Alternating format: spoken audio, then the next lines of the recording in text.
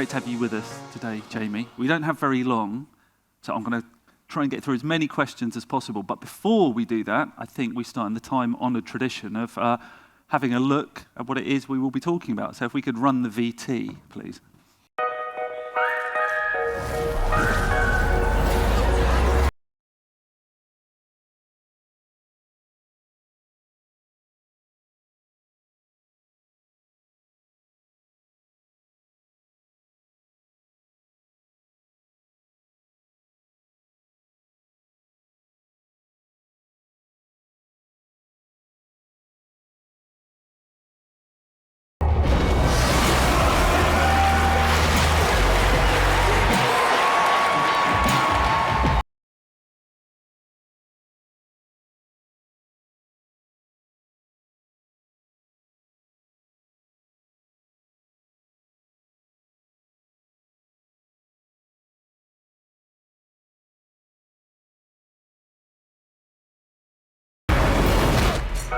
Max. Don't just watch, feel.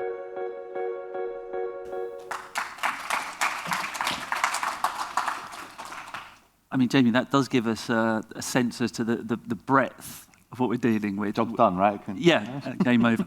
But let's think about the title of this session. The streaming war isn't over, if we're to believe that. Is there, particularly thinking about the Central and Eastern European region, is there a streaming war? And is it continuing per that title? I think that if you think about the last sort of 4 or 5 years, and I'll talk about it from a global perspective, I think there's so much written about it in the press as well, about the streaming wars. And I think you could see that there was a de-aggregation of services with this kind of perception that you could create a really niche product for different consumer groups, heavy content investment. So that kind of phase of the war, I think, is kind of over. What I would say is that it's turning more into like the next phase, like a Cold War almost, right? People are kind of aligning, figuring out who they can work with, an acceptance that there's a need to come together more. And ourselves, I guess, a few things we've done. So bringing together of HBO Max and Discovery Plus internally, and that's one of the reasons that the merger happened. We've also announced that we're going to be bundling with Disney in the US, and we're creating a sports joint venture in the US. So I think there is this, I think the war as it was, which was all about heavy investment, de-aggregation, that phase is done. And so I think we're entering into a slightly different phase now. And that's great in terms of the context, Jamie, but then also I think if we were to go back a year ago when you were here and you were speaking, it feels like then the Warner Brothers Discovery deal, even though I think it was done in April 22, but it still felt relatively fresh. There were so many moving parts to work through. Move forward a year, surely kind of infrastructure, people, is somewhat more settled. Between last year and this year, what have been the landmarks for you in terms of Max and more broadly, because you oversee quite a range of operations? I think it's the places where we've come together as a business, because I think when the merger happened, you realised that there were very segmented pieces to the business. And so the successes that I've seen over the last year, when at those moments the company's really kind of focused on one thing. So I think the success of Barbie last year was a real testament to how the company can do something together.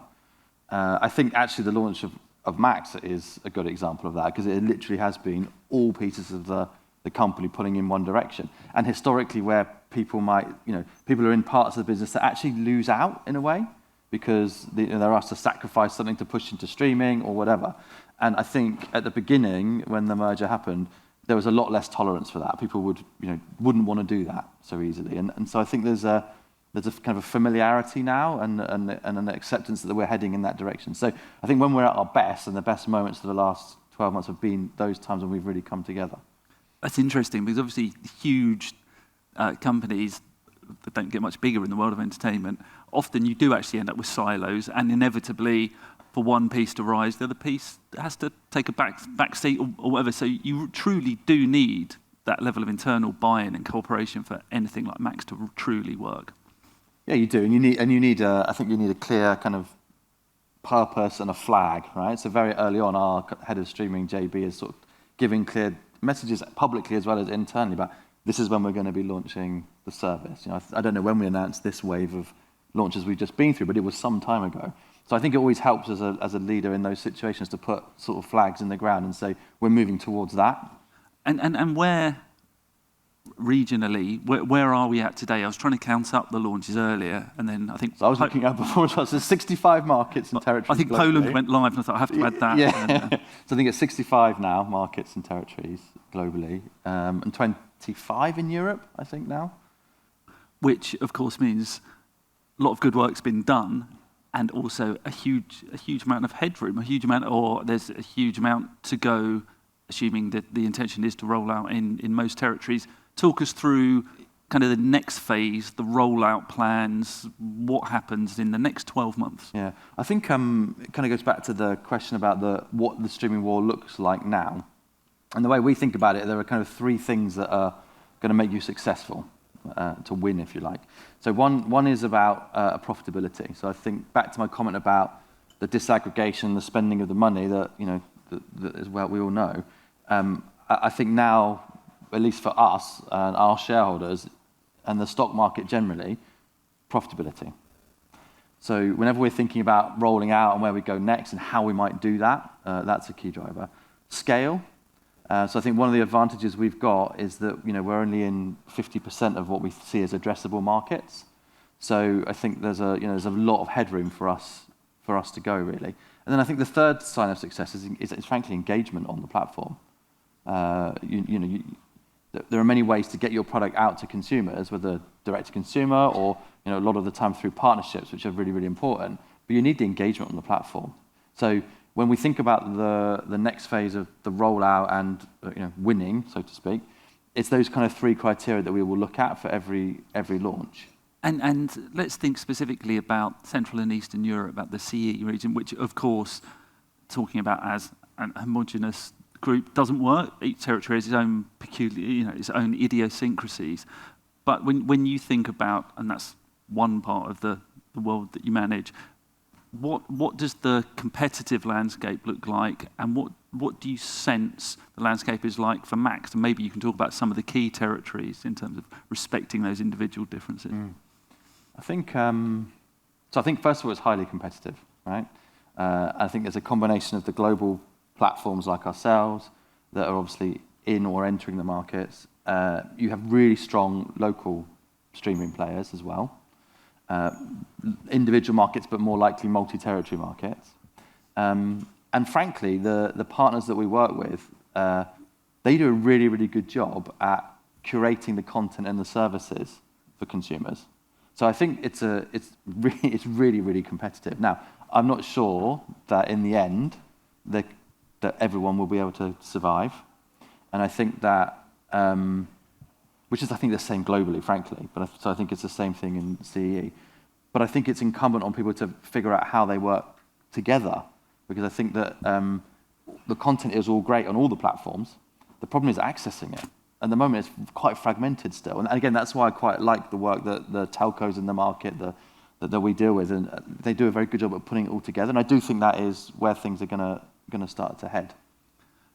And in terms of, and this is a different answer, I guess, per country. But I mean, how many streaming services do people want? And I'm mindful that you're adding to that burden in a sense, but the burden of having another great choice. Yeah. But equally, in your estimation, is there a number?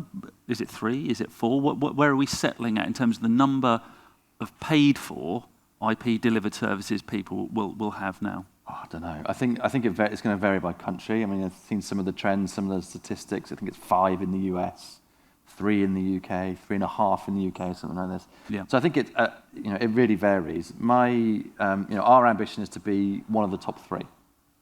I think there's probably room for 3 services, or a combination of global and local. But I also think that this whole concept of the streaming war and that the way we compartmentalize it is a bit lazy. So we talk about it in very kind of simplistic terms. I think the lines between what is an SVOD service and then an AVOD service and then a VOD for broadcast, BVOD service, and fast channels, I mean, I don't.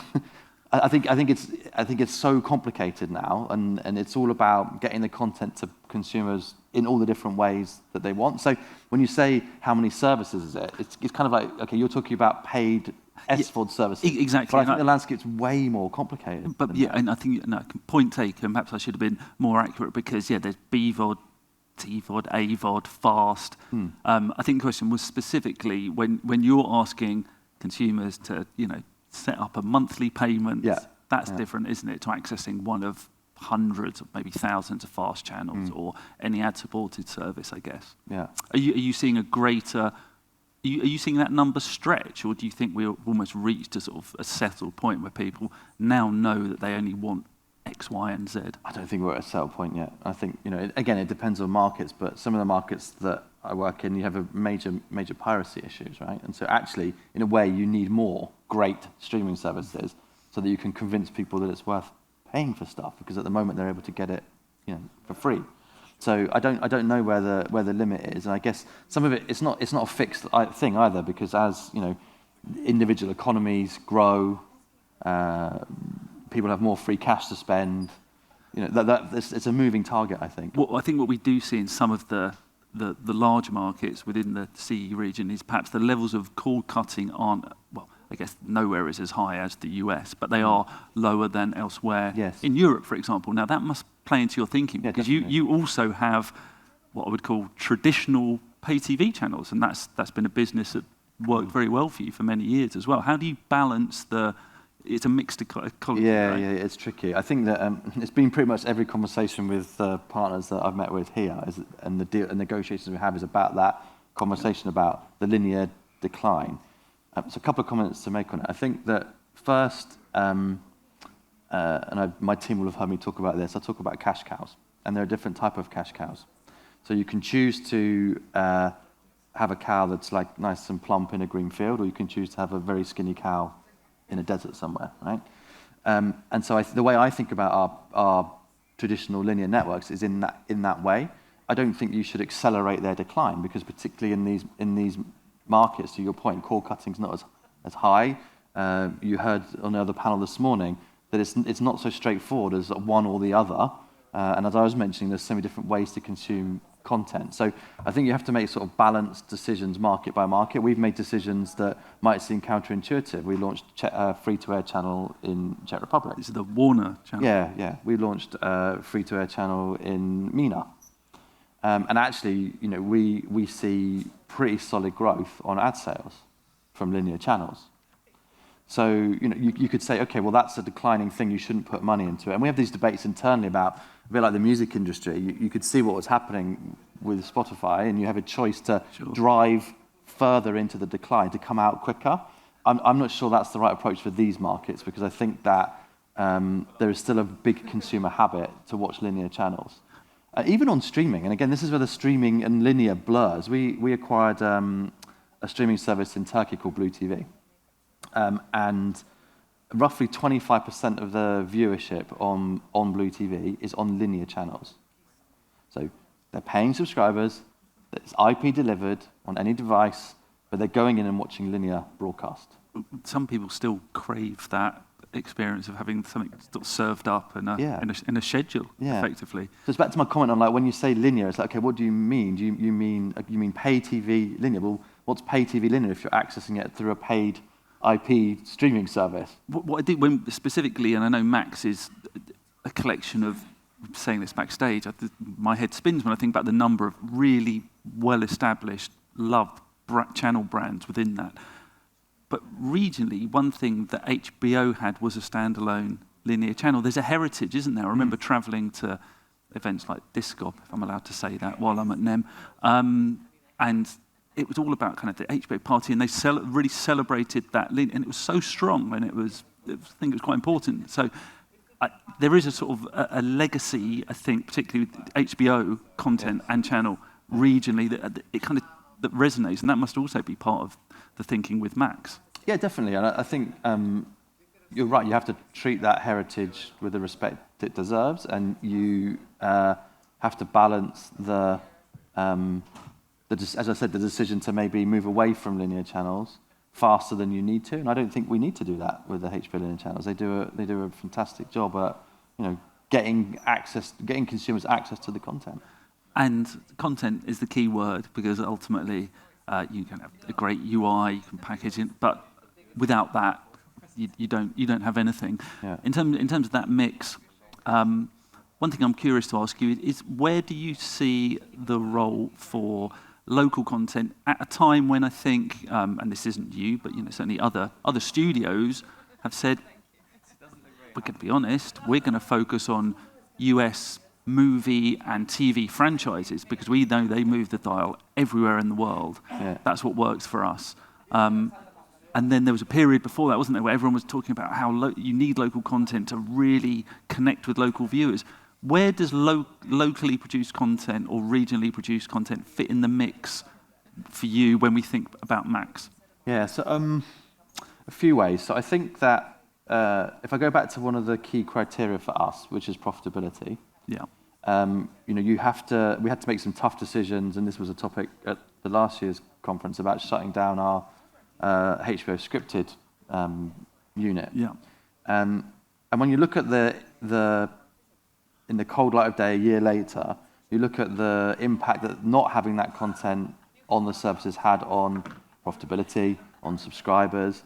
It hasn't had a massive negative impact, negligible impact.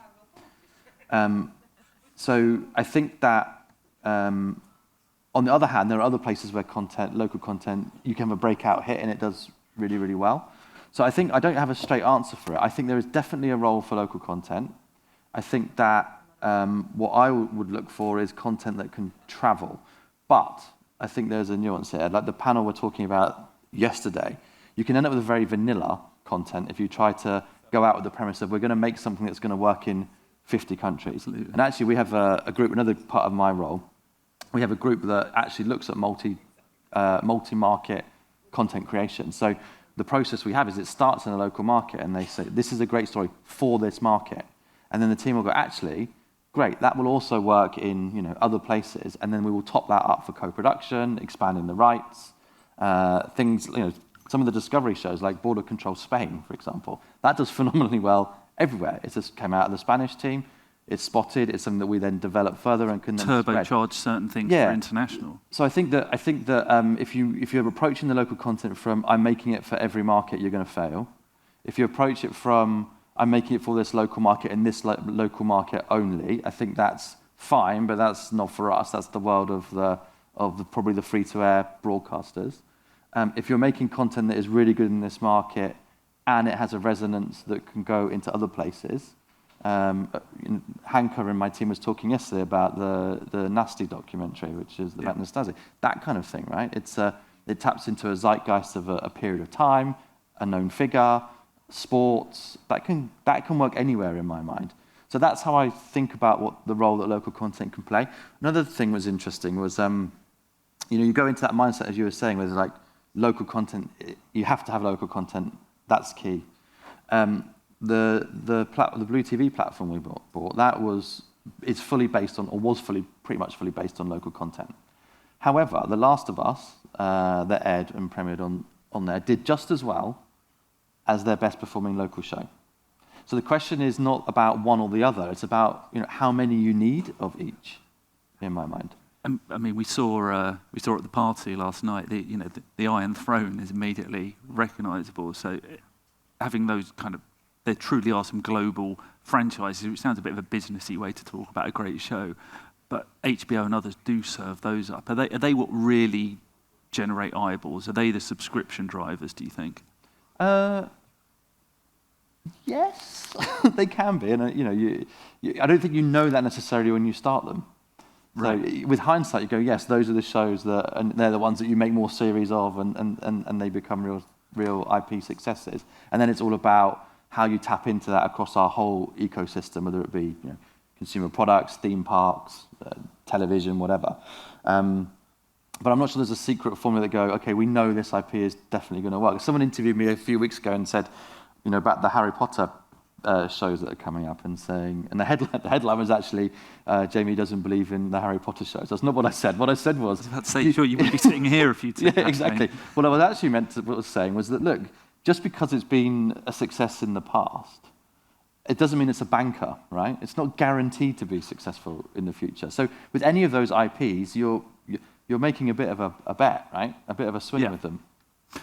You mentioned Blue TV. That was an interesting acquisition. In terms of the streaming war isn't over, when you've got this powerhouse or would-be powerhouse brand in Max, why would you then acquire a local streamer on top? Question one. The follow-up, or a related question is that a sign in terms of what you want to do with opportunistic M&A? Might there be more deals like that?